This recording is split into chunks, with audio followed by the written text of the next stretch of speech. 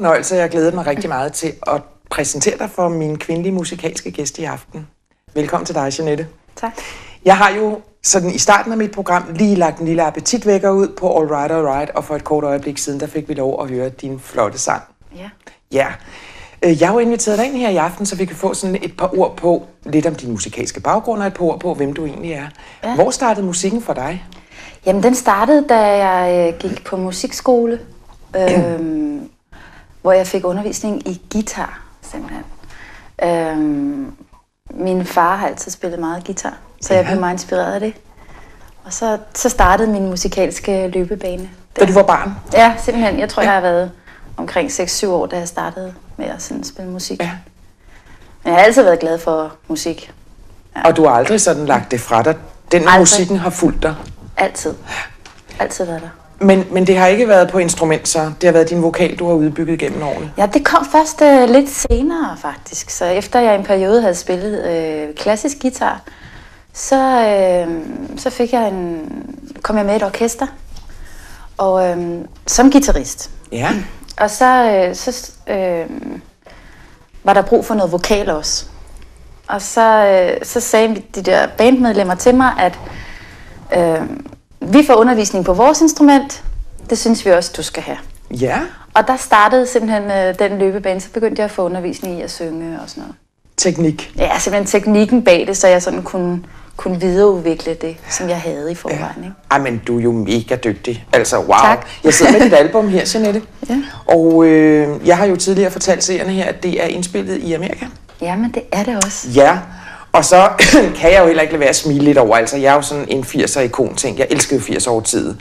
Og Earth, Wind and Fire, når jeg siger det, så siger du hvad? Så smiler jeg over hele ansigtet. Ja, vi kan lide det. Kom med den, det er en sød historie. Jamen, det handler om, at det pladeselskab Alliance Records, som jeg er blevet signet af, samarbejder med en masse forskellige kunstnere. Og Larry Dunn er en af kunstnerne, som medvirker på pladen, og som også synger C-stykket, eller som spiller med og har lavet det C-stykke, som der er i All Right, All Right. Så det er jo også for mig en meget stor...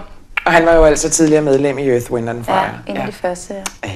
Ja, det er en skøn. Ja. Men hele din stil, hele din lyd, den er virkelig sin egen. Tak skal du have. Ja, det er den. Og det er jo det, der gør, at man får lyst til bare at ville have mere. Den er så meget sin egen. Ja. Er det sådan et tilfælde, hvad genre I har ramt? Eller er det sådan noget, I har arbejdet jer specielt hen imod? Altså, jeg har en baggrund, der... jeg har altid været rigtig glad for brasiliansk og afrikansk musik. Ja. Og har rejst i Brasilien og Cuba. Og har danset og spillet den musik meget. Og blande det sammen med jazz-elementer. Og soul og pop. Altså netop så det ikke bliver én genre, men mange genrer, man ligesom kan bruge de stærke ting fra. Eller formidle den tekst, man laver i forhold til musik. At de to, de matcher sammen. Ja. Det synes jeg er... Jamen det er simpelthen det, at man kan bruge elementer, ikke? Så man ikke kun er genrebestemt. Men lidt en fusion, kan man sige. Ja, en kæmpe fusion af alt muligt. Ja. Teksterne til dine numre på albummet, hvor kommer de fra? Jamen altså, mange af numrene har jeg også skrevet, også musikken til. Og så kommer det også fra andre sangskrivere i USA. En Vicki Johnson, som sidder over i Los Angeles. Og ja, det er ligesom... Hvordan er den skriveproces for dig selv? Er den vigtig? Er det vigtigt at formidle det, man selv har skrevet? Altså, jeg synes, at når jeg skriver en tekst, så får jeg tit en idé fra nogle mennesker, jeg har mødt, eller nogle ord, der ligger godt i munden at synge på. Og så videreudvikler det sig, så laver jeg tit en historie omkring den oplevelse. Ja. Og så forsøger jeg at finde den musik, jeg synes, der formidler det bedst. Ja. Så processen er sådan meget, at der kommer noget tekst ind, som har en historie, og så skal jeg have musikken til ligesom at bringe budskabet også. Men virkelig hjerteblod, når det også er dine egne ord i flere tilfælde. Ja, meget. Ja. Hvordan er den danske musikscene? Hvordan forstår man din musik herhjemme? Den har meget international lyd til. Ja, det har den. Ja. Altså, jeg tror, mange, som hører musikken, vil tænke, smooth jazz, blandet op med afrikanske, brasilianske rytmer, og, eller i hvert fald sådan en underlægning af noget rytmisk, et rytmisk fundament, og så noget svævende henover. Jeg tror, det vil være det, som folk de hører, når de hører det, ikke også? Ja. Man får en god følelse, altså det man bliver dejlig musik at være i. Glad og afslappet. Ja. Altså det er musik, man skal... Der er et nummer, som hedder Slow Drive på pladen også, og det er sådan meget sigende, at man kører, man cruiser, eller man kører stille og roligt, og lytter til musikken og nyder verden omkring en. Ja. Hvordan er det for dig med fremtiden rent musikalsk? Hvad er det, du godt vil, hvis der sådan var frit valg på alle hylder? Hvis der var frit valg? Ja. Altså, jeg har det allerbedst, når jeg står på scenen. Det er dig. Og om det er for 50 eller for 1000. Der er du i dit rette element, simpelthen. Der er jeg simpelthen der, hvor jeg skal være. Ja. Jeg elsker den der live-feeling. Den live-feeling og den feedback, man får fra folk. Og forhåbentlig, at man kan videregive et budskab, som folk kan bruge til noget. Men er du så en af de solister, som har drømmen om den store verden? Altså er det der er ultimativt for dig, eksempelvis at komme til Amerika? Eller? Ja, det ville jo være en meget, meget stor oplevelse for mig at få lov til det. Ja. Og det håber jeg da, at jeg kommer til. Ja. Og det gør jeg. Det gør du. Jamen, det gør du også. Det gør du også. Det skal du. Ja. Det ville være, det ville være et ultimativ. Det var at få lov til at rejse rundt i verden og få lov til at optræde musik. Ja. Hvad lytter du selv til, når du sådan skal høre musik? Hvad genre er du i? Jamen altså, det spænder meget vidt. Og som sagt også fordi, at jeg elsker musik sådan generelt. Men, så det går fra trash heavy over i klassisk, eller?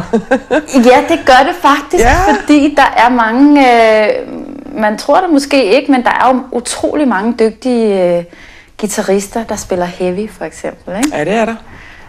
Og de har jo tit en klassisk baggrund, så mange af de der ting, de laver på deres instrumenter, de er jo fantastisk flotte, når de laver heavy musik. Og de er teknisk svært, ikke? Så det kan du godt blive fascineret af? Ja, det bliver jeg meget fascineret af. Ja. Altså.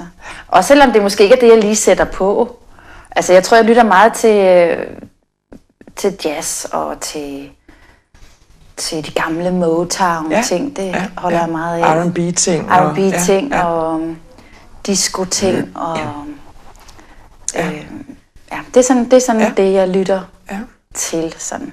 Har du allerede nye tekster liggende i skuffen så til mere musik? Ja, det har du. Det har jeg. Du er klar. Jeg er klar til den næste. Ja, og det bliver i samme genre, eller samme stil, kan man sige. Det er ikke sådan, så jeg lige pludselig går hen og laver et heavy metal album. Så det bliver i samme stil, og det bliver også med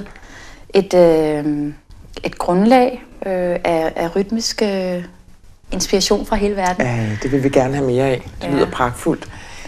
Jeanette, hvis folk er interesseret i måske at købe numre på iTunes eller komme på din hjemmeside, har du nogle informationer, du kan give der? Ja, altså jeg er på Facebook under Jeanette Højby. Ja. Og man kan også finde en hjemmeside, der hedder jeanettehøjby.com. Ja. Og den 14. februar, der er der så release på pladen, hvor den kommer på iTunes. Skønt. Så der kan man i hvert fald helt sikkert finde. Hvor er det skønt. Tillykke med den. Tak skal du have. Jeg ønsker dig alt det bedste, og jeg håber også det bedste for din plade. Og så ønsker jeg, at du får en skøn karriere. Du har bare noget af det der er så rigtigt. Altså, jeg håber virkelig, at du er en af dem, der bliver skudt godt afsted i den musikalske verden. Du skal i hvert fald have tak, fordi du havde lyst til at komme her i aften, Jeanette. Det var en fornøjelse. Og det kan jo være, at jeg hører mere til dig senere på året, når de musikalske urensagelige veje har ført dig rundt til nye spændende oplevelser. Meget gerne. Du er velkommen. Tak skal du have. Og du kan altså gå ind på jeanettehøjby.com for yderligere information, eller find Jeanette inde på Facebook. Og så er det jo altså, at der den 15. er mulighed for, fra den 15. februar, at downloade numrene på iTunes. Must have. Vi skal lytte til det sidste nummer fra Jeanette i aften, og jeg synes, du selv lige skal have lov at præsentere den, vi skal høre afslutningsvis. Det næste nummer, I skal høre, det er et nummer, der hedder Desire.